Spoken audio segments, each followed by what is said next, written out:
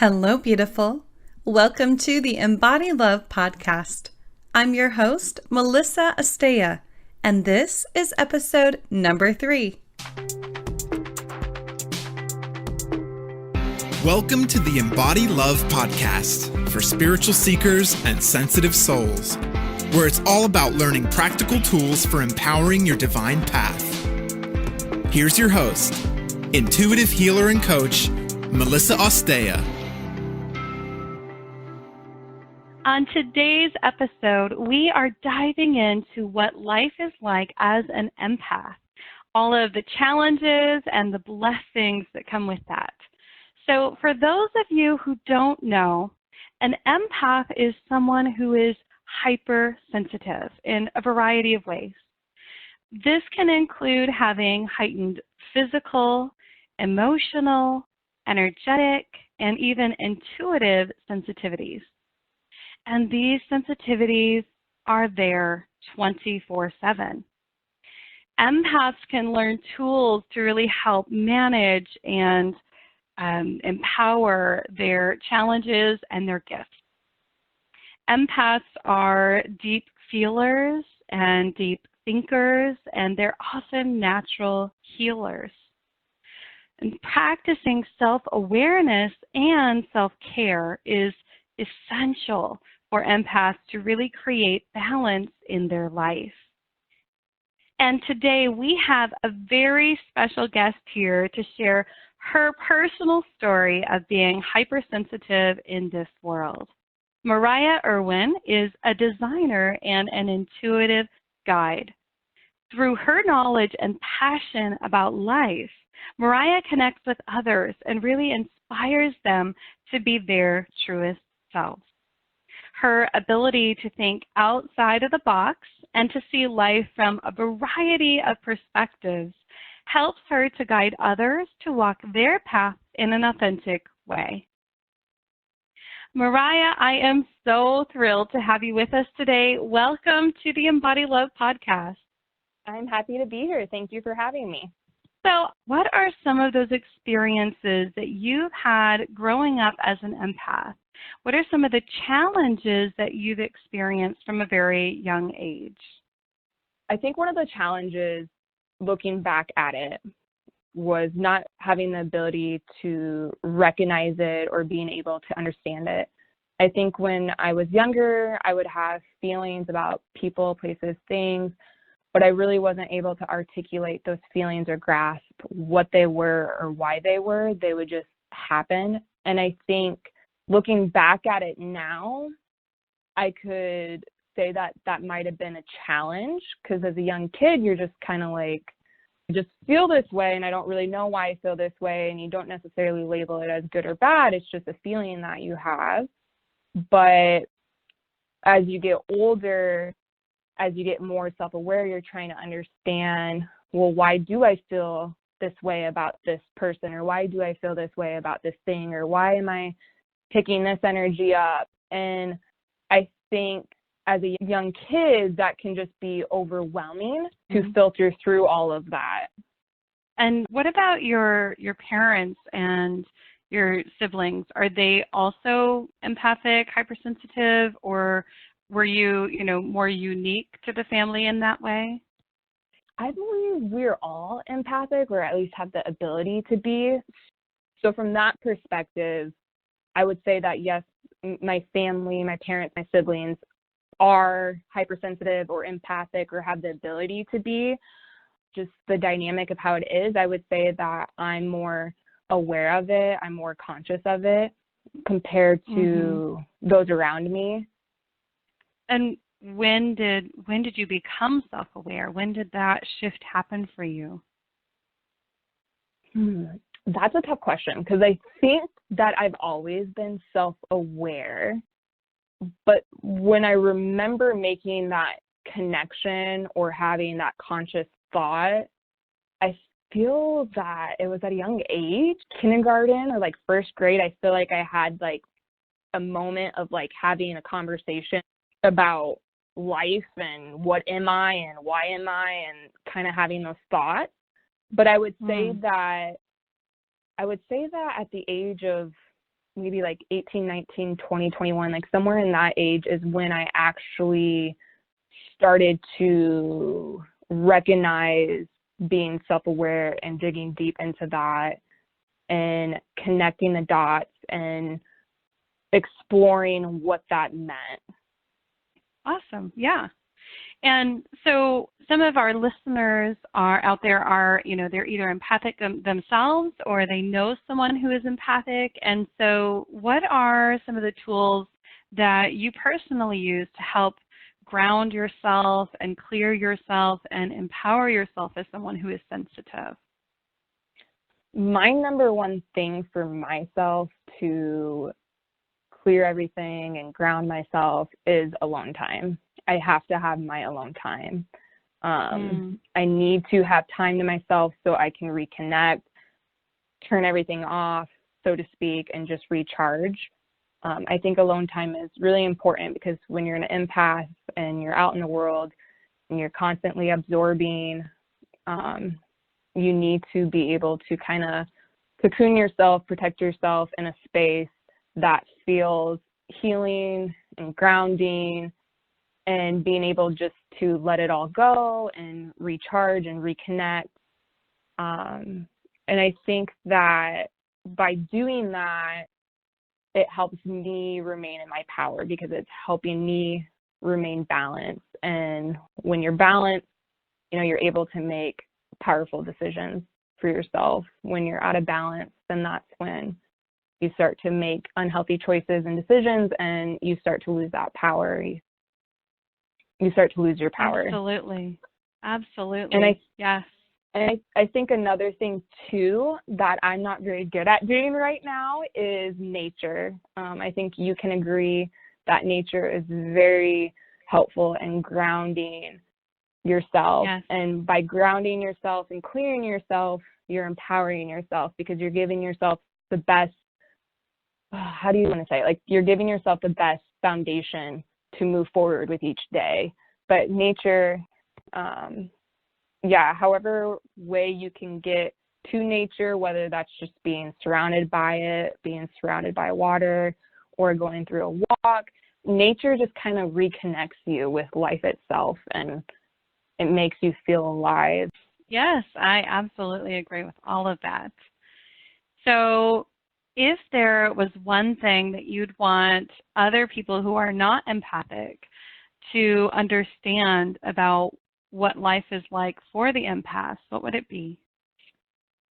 Patience, potentially, like for people that aren't empathic, to be patient with others that are, or at least open and trying to be understanding, because there may be people out there that are really empathic that get overload, and maybe there's just things that they can't do on a day-to-day basis. Maybe being in a crowd of people is really tough for them, and let's say that you have a friend and they want to go to like a concert, but being empathic, maybe that's just way too overload. And not to be judgmental of your friends or your family members that are empathic, just kind of holding space for them and understanding them. And I guess another thing would be, I think it just gives a great opportunity for you to connect with that intuitive side for yourself that you have. Yes, I love that. So who or what inspires you to continue on your self-awareness and empowerment journey? In regards to who inspires me, and this may sound silly or odd, but I would say that myself, like that, I don't know how to explain it, but in a way, I'm my biggest cheerleader and my worst critic. But I know that I have this overwhelming, deep desire to know more and more about myself, and that I want to keep uncovering each layer. And so I feel that passion and that desire that I have inspires me to do right by myself. I kind of have this mentality of, here I am in this moment, living this life. And I want to make sure that, that I am living to my truest potential and that I am doing everything I can for myself. So it's kind of, I don't know if that makes any sense, but it's just this, you know, this part of me that I know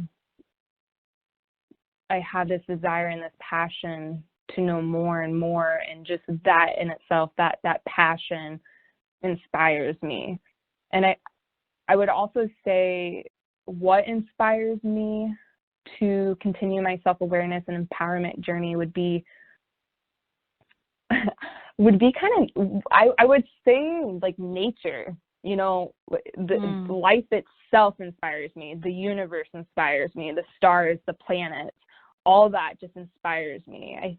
The reality is here we are just sitting here, and there's so much going on around us, and that constant motion and that ebb and flow of just creation and how things are, that just inspires me to dig deeper and to uncover all the mysteries and uncover all the truths. So I would say that just nature itself, being able to look at that and look at that from like a big picture perspective, like that just inspires me, because there's just so much out there, and there's so much to know, and there's so much to uncover that, I don't know, it's exciting because it just feels limitless.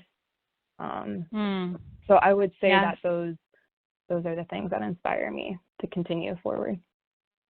I love it. Thank you. I love it. What, loving advice do you have for other empaths listening right now? I remember going to an acupuncturist, and I used to tell her all the time that, you know, I would pick up energies, and she just would look at me with this like puzzled look and just be like, why do you do that? And I just had the response of like, I don't know why I'm picking up energies. I don't know why I'm overwhelming myself or overloading myself. I just am doing it. But I remember that moment because it made me dig a little bit deeper of why am I letting these emotions, these feelings overpower me and overwhelm me? Why am I letting it drain me? So I would say that my advice for other empaths would be to make sure that you are protecting yourself and that you're setting boundaries. I definitely had to go through that process of learning how to set the boundaries, but even beyond boundaries, I would also say make yourself a non-negotiable, like make yourself a priority. For me, I've gotten more and more in a place where I'm not an option, you know, I am a priority. So when you are empathic, I think that one of the biggest things, and you said it earlier, was self-care. And for me, it was trying to figure out and define what self-care meant for me. And I think everybody that is empathic should do that. What does self-care mean to you? And write a list, you know, whether that is, going to get a massage once a month, or whether that is going to a coffee shop every morning because you just like the atmosphere and it makes you happy, or whether that means getting your hair done. I mean, everybody's going to have, and those are kind of, you know, surface level self-care, you know, or meditating or yoga or going on an outdoors trip. I mean, you can list whatever you want, but find out what helps you recharge, what helps you regroup, what helps you connect with yourself, what helps you feel balanced. So as a designer and an intuitive guide, how do you use your gifts to help empower other people on their unique path? So from a design perspective, it's kind of interesting to interact with people. When I'm designing a space, I see a lot of people not being in their own truth. You know, they disempower themselves. And so when I'm working with a client, I want to make sure that to shift the focus back onto them and remember that this is their space, that they have all the power, that all their decisions and ideas are great and wonderful. And I think, you know, sometimes with design, there's this rugged structure that isn't true, and I don't know where it came from, but people think that, you know, this isn't, if you can't do this and you can't do that, and I just throw that all out the door. There is no wrong, there is no right. It's whatever you want it to be. This is your space. This is your vision. This is your dream. This is your goal. It's about you. It's not about what this article said. It's not about what this person did. It's not about what I say. It's about what feels right for you. And by doing that, it's bringing the power back to you. There's nothing worse, at least in my opinion, of doing what other people tell you to do and doing something because somebody else did it, because then that doesn't feel authentic and that doesn't feel real. And it feels like you're living a lie, or you're playing a role. And I think as empaths, you're going to feel that. You're going to feel that disconnect. You're going to know that, you know, something's off. And as being an empath, it's just trying to get back to your true self and making choices off that. When working with clients, I think the most important thing that I can do as a guide is to remind them that I'm just there to support them and to hold space. Thank you so much for taking the time to talk with us today and to share your story and your perspectives, Mariah. It's really been such an honor to have you with us. And yeah, I just want to say thank you. Yeah, thank you so much for having me on your podcast. And I really enjoyed talking with you about this. If you listeners want to connect with Mariah and want to learn more about her services, you can check out the link below the podcast. And if you did connect with today's podcast topic and you're ready to learn how to set clear and healthy boundaries as an empath, you can visit enlightenyourpath.com/empath to join my $22 Empowered Empath online course. Again, it's enlightenyourpath.com/empath. And it's just one payment of $22, and you can begin your Empowered Empath journey right away. So I would love to hear from you. If you are an empath, I invite you to use that comment section below to tell us about your empathic gift, any challenges that you've had throughout your life, and what are some of the tools that you use to help manage and empower yourself? Thank you so much for listening. Until next time, I am sending love and blessings your way for a beautiful day.